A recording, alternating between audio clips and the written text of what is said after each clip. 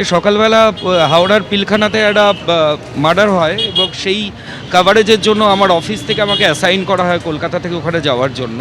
হাওড়ার যিনি বিধায়ক রয়েছেন তার সঙ্গে তার ইন্টারভিউ নিতে নিতে আমি জিটি রোড পিলখানা যে ক্রসিং আছে সেখানে আসি। এরপর ওর যে ডিজিজ যে মারা যায় তার বডিটা ওখানে আসে, বডিটা ভেতরে ঢোকানো হয়। আমি এবং আমার ফটো জার্নালিস্ট আমরা ওখানে ওয়েট করছিলাম। আচমকাই একটা আনরুলি মব অ্যারাউন্ড 15-20 জন হবে, তারা চলে এলো এবং এসে অশ্রাব্য গালিগালাজ।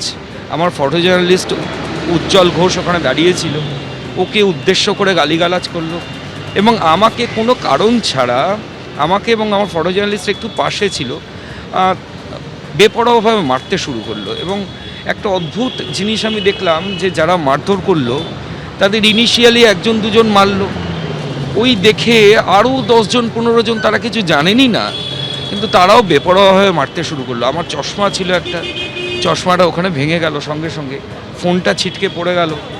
এরই মাঝে যা হয়, নাক দিয়ে গলগল করে রক্ত, সারা গায়ে রক্ত আপনার। হ্যাঁ, নাক দিয়ে প্রচণ্ড ব্লিডিং স্টার্ট হয়ে গেল ওই মারধরের জন্য।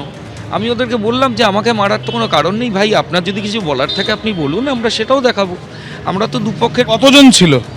প্রায় 15-20 জন ছিল। হ্যাঁ, একদম গলির ভেতরে নিয়ে গিয়ে টেনে হিঁচড়ে একটা ল্যান্ডিং ছিল সেখানে বসিয়ে পুরো মারধর করলো। এবং যারা মারধর করলো তারা অনেকে জানেই না যে তারা কেন মারধর করছে। ওরা জার্নালিস্ট দেখে আইডেন্টিফাই করেই মেরেছে।